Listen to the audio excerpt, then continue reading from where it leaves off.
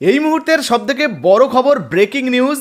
আজ থেকেই যুবসাথী প্রকল্পে টাকা দেওয়া শুরু হচ্ছে। হ্যাঁ বন্ধুরা, বর্তমানে 21 থেকে 40 বছরের মধ্যে যে সমস্ত বেকার ছেলেমেয়েরা রয়েছেন, যারা যুবসাথী প্রকল্পে আবেদন করেছেন 1,500 টাকা পাওয়ার জন্য, আজ থেকেই কিন্তু নূতন ঘোষণা হয়ে গেছে যুবসাথী প্রকল্পে তাদের ব্যাঙ্ক অ্যাকাউন্টে টাকা ঢুকবে।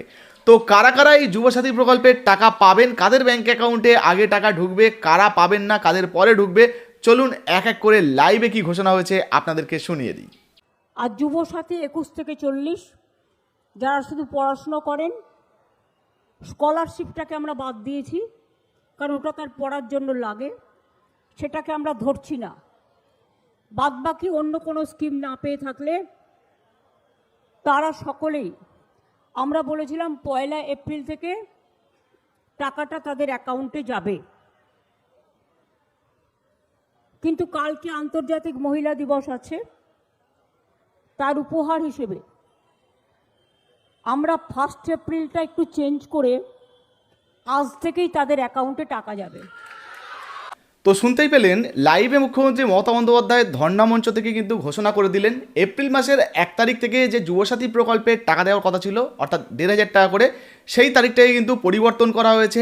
আজ থেকেই যুবসাথী প্রকল্পে টাকা দেওয়া শুরু হচ্ছে। হ্যাঁ, বর্তমানে আপনারা যদি যুবসাথী প্রকল্পে আবেদন করেন তাহলে আপনারও ব্যাঙ্ক অ্যাকাউন্টে টাকা ঢুকে যাবে। এখন প্রশ্ন হচ্ছে যে কাদের আগে ঢুকবে, কারা কবে টাকা পাবে এবং কারা টাকা পাবেন না। দেখুন, প্রথমত যুবসাথী প্রকল্পে যদি আপনার ভেরিফিকেশান হয়ে যায় এবং আপনার ডেটা এন্ট্রি হয়ে যায়, সেক্ষেত্রে কিন্তু আপনার ব্যাঙ্ক অ্যাকাউন্টে টাকা ঢুকে যাবে। সরকারি ছুটি বাদে বাকি যে অফিসিয়াল ডেটগুলো রয়েছে, যে সমস্ত ডেটে সমস্ত কাজকর্ম হয়, সেই সমস্ত ডেটে আপনার ব্যাঙ্ক অ্যাকাউন্টে এখনও পর্যন্ত টাকা না ঢুকলে আশা করা যাচ্ছে এই 1,500 টাকার একটা কিস্তি ঢুকে যাবে। তবে আপনার নাম যদি এখনও পর্যন্ত এন্ট্রি না হয়ে থাকে তাহলেও চিন্তা করবেন না, আপনার নামটা এন্ট্রি হয়ে যাওয়ার পর থেকে কিন্তু আপনারও ব্যাঙ্ক অ্যাকাউন্টে যুবসাথী প্রকল্পে টাকা ঢুকবে। তবে হ্যাঁ, এই প্রকল্পে 21 থেকে 40 বছরের মধ্যে যদি আপনার বয়স হয় তবে আবেদন করে টাকা পাবেন।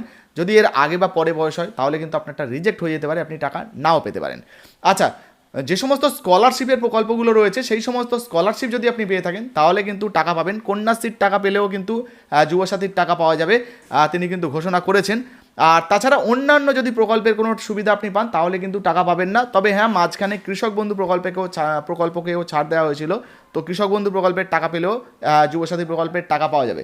যাই হোক, যুবসাথী প্রকল্পে আপনি আবেদন করেছেন কিনা, টাকা পেয়েছেন কিনা অবশ্যই লিখে জানাবেন। যদি টাকা ঢোকে তাহলে কোন জেলা থেকে আপনি টাকাটা পেলেন, অন স্ক্রিনে যে হোয়াটসঅ্যাপ নাম্বার দেখতে পাচ্ছেন এখানে কিন্তু স্ক্রিনশট দিয়ে আমাদেরকে পাঠাতে পারেন। আপনার নাম, জেলার নাম নিয়ে কিন্তু আমরা পরবর্তীতে ভিডিওর মাধ্যমে অন্যান্য বন্ধুদেরকে দেখাবো। ভিডিও ভালো লাগলে অবশ্যই লাইক দিয়ে শেয়ার করে দেবেন।